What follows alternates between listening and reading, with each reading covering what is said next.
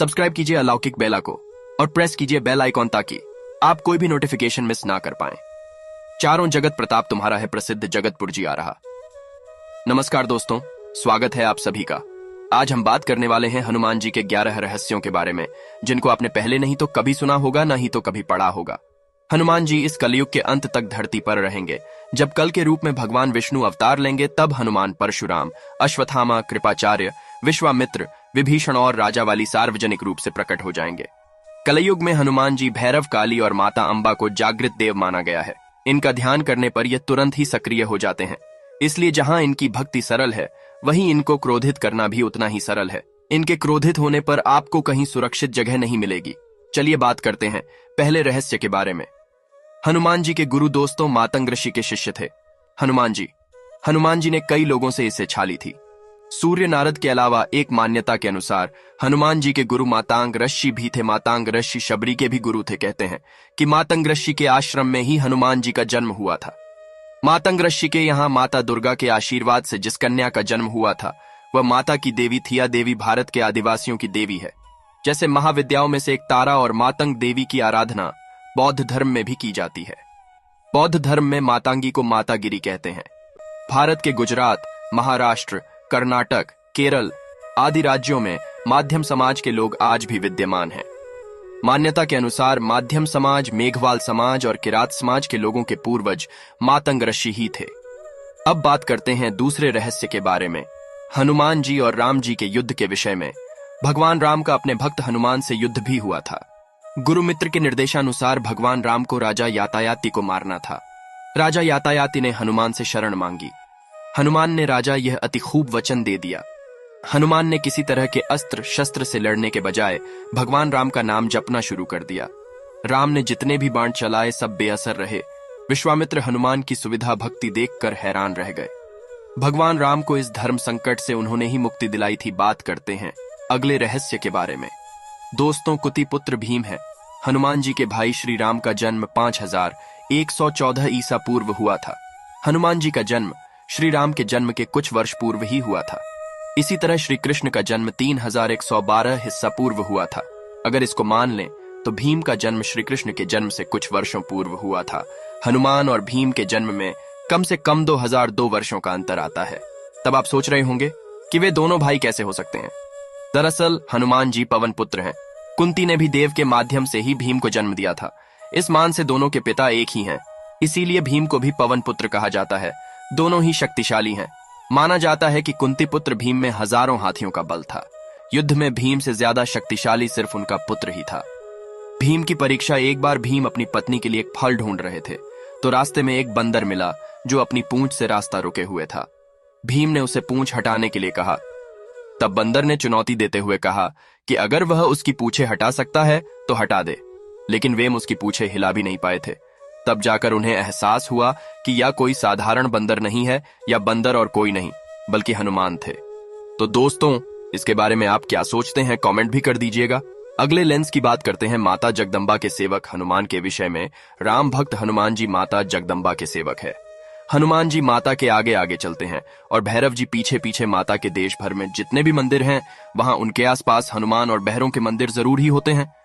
हनुमान की कड़ी मुद्रा में और भैरों का कटा सिर होता है। कुछ लोग उनकी यह कहानी माता वैष्णो देवी से जोड़कर देखते हैं।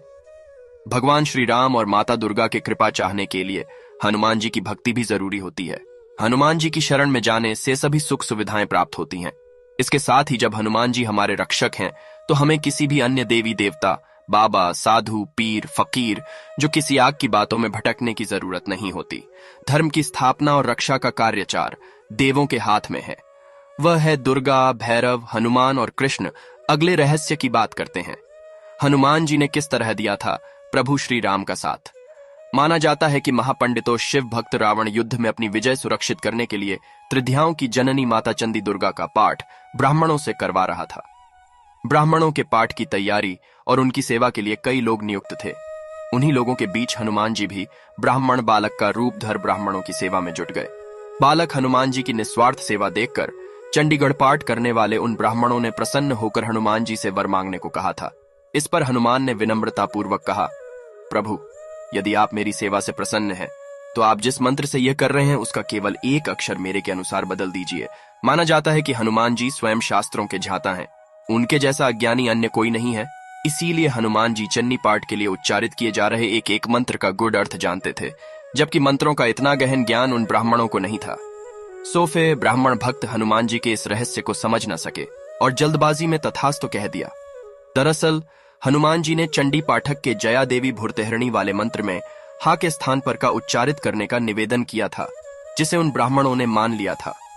भूर्ति हरणी का अर्थ होता है प्राणियों की पीड़ा हरने वाली। भूर्ति करने का अर्थ हो गया कि प्राणियों को पीड़ा देने वाली उच्चारण के इस परिवर्तन मात्र से माता चंडी का पाठ विकृत हो गया, जिससे देवी लुप्त हो गई और रावण को अमृता प्रदान करने के स्थान पर उसका सर्वनाश कर दिया। मंगलवार और शनिवार के दिन हनुमान जी को चोला चढ़ाएं। हनुमान जयंती या महीने की किसी भी मंगलवार के सुबह उठकर स्नान कर साफ कपड़े पहने एक लोटा जल लेकर हनुमान जी के मंदिर में जाए और उस जल से हनुमान जी की मूर्ति को स्नान कराए। अगले रहस्य की बात करते हैं हनुमान श्रुति के बारे में। हनुमान जी की प्रार्थना में तुलसीदास जी ने हनुमान चालीसा, बजरंग बाण, हनुमान बहू के आदि अन्य स्रोत लिखे थे। लेकिन हनुमान जी की पहली स्तुति आखिर किसने की थी? दोस्तों, तुलसीदास जी के पहले भी कई संतों और साधुओं ने हनुमान जी की श्रद्धा में स्तुति लिखी है, लेकिन क्या आप जानते हैं सबसे पहले हनुमान जी की स्तुति किसने की थी? जब हनुमान जी लंका का दहन कर रहे थे तब उन्होंने अशोक वाटिका को इसलिए नहीं जलाया क्योंकि वहां सीता जी को रखा गया था। दूसरी ओर उन्होंने विभीषण का भवन इसलिए नहीं जलाया क्योंकि विभीषण के भवन के द्वार पर तुलसी का पौधा लगा था। भगवान विष्णु का पावन चिन्ह संघ चक्र और गोदावरी बना हुआ था। सबसे सुखद तो यह कि उनके घर के ऊपर राम नाम भी अंकित था। विभीषण के शरण याचना मांगने पर सुगरयान ने श्री राम से उसे शत्रु का भाई वाधुष्ट बताकर उनके प्रति आशंका प्रकट की, उसे पकड़कर दंड देने का सुझाव दिया। हनुमान जी ने उसे दुष्ट की बजाय शिष्ट बताकर शरणागत देने की वकालत की। दोस्तों, हनुमान जी ने कहा कि तुम लोग विभीषण को ही देखकर अपना विचार प्रकट कर रहे हो, मेरी ओर से भी तो देखो, मैं क्यों और क्या चाहता हूं।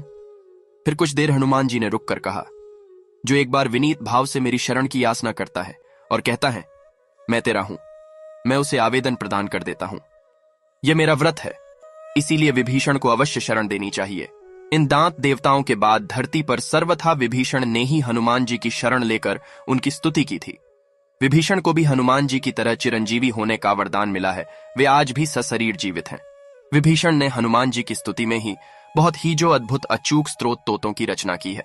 विभीषण द्वारा रचित इस स्तोत्र को हनुमान वड़वानल स्तोत्र कहते हैं। अगले रहस्य की बात करते हैं दोस्तों, लंका को जलाकर क्यों पछताए थे हनुमान जी? माझी वाल्मीकि द्वारा लिखित रामायण में उल्लेख मिलता है। हनुमान जी ने जब रावण की लंका जलाई तो उन्हें बहुत पश्चाताप हुआ, क्योंकि हनुमान जी एकादश रुद्र के अवतार हैं। रावण ने अपने 10 सिरों को काटकर महामृत्युंजय की आराधना की थी, लेकिन 11वां रुद्र हमेशा असंतुष्ट ही रहा और यही रुद्र तयताम युग में हनुमान के रूप में अवतरित हुआ था। हनुमान जी का अवतार ही दरअसल रावण के विनाश के लिए भगवान श्री राम के सहायक रूप में हुआ था। हनुमान जी को दोस्तों आग में लिपटा देख सीता जी ने भगवान से उसे प्रश्न किया कि अग्नि का हनुमान जी पर प्रभाव क्यों नहीं पड़ रहा है। तब भगवान से बोले कि हनुमान रुद्र के अवतार हैं, ताकत दूत अनलजय ही सर्जा, जर आना सोते ही कारण गिर जा। रामायण में कथा आती है कि हनुमान ने लंका के भी घर जला दिए, लेकिन भीषण का घर नहीं जलाया। जारा नगर निर्विष्य कमाही, एक भीषण एक के रहना ही। दोस्तों, अगले रहस्य की बात करते हैं। ब्रह्मास्त्र था हनुमान जी के लिए बेअसर। हनुमान जी के पास एक कई वरदानी शक्तियां थीं, लेकिन फिर भी वे बगैर वरदानी शक्तियों के भी शक्तिशाली थे। ब्रह्मदेव ने हनुमान जी को 3 वरदान दिए थे, जिनमें उन पर ब्रह्मास्त्र बेअसर होना भी शामिल था, जो अशोक वाटिका में काम आया था। अगले रहस्य की बात करते हैं। जब हनुमान जी को मिला अमृत दंड, भगवान राम जब राज सिंहासन पर विराजमान थे, तब नारद ने हनुमान जी से विश्वामित्र को छोड़कर सभी साधुओं से मिलने के लिए कहा। हनुमान जी ने ऐसा ही किया। तब नारद मुनि विश्वामित्र के पास गए, उन्होंने उन्हें भड़काया। इसके बाद विश्वामित्र गुस्सा हो गए और उन्होंने इसे अपना अपमान समझा। भटकते हुए वे श्री राम के पास गए। उन्होंने श्री राम से हनुमान को मृत दंड देने की सजा को कहा। श्री राम अपने गुरु विश्वामित्र की बात कभी नहीं टालते थे। उन्होंने बहुत ही दुखी होकर हनुमान पर बाण चलाए, लेकिन हनुमान जी का राम नाम जपते रहे थे, इसलिए उन पर कोई असर नहीं हुआ। इसलिए कहा जाता है कि राम से बड़ा राम का नाम राम को अपने गुरु की आज्ञा का पालन करना ही था। इसीलिए श्री राम ने उन पर ब्रह्मास्त्र चलाया, लेकिन आश्चर्यजनक रूप से राम नाम का जप कर रहे हैं। हनुमान जी का ब्रह्मास्त्र भी कुछ नहीं बिगाड़ पाया। यह सब देखकर सभी व्यक्ति आश्चर्यचकित रह गए और अपनी भूल स्वीकार की। अगले और अंतिम रहस्य की बात करते हैं। आखिर सबसे प्रमुख देव हनुमान ही क्यों हैं? हनुमान जी 4 कारणों से भी सभी देवताओं में श्रेष्ठ हैं। पहला कारण यह कि सभी देवताओं के पास अपनी अपनी शक्तियां हैं। जैसे विश्व के पास लक्ष्मी, महेश के पास पार्वती, ब्रह्म के पास सरस्वती, हनुमान जी के पास खुद की शक्ति है।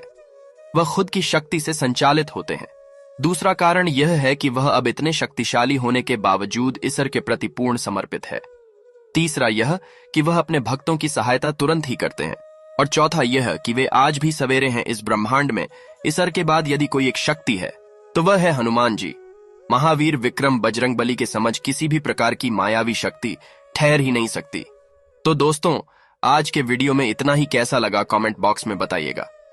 मिलते हैं अगले वीडियो में। तब तक के लिए नमस्कार। जय हिंद, जय भारत।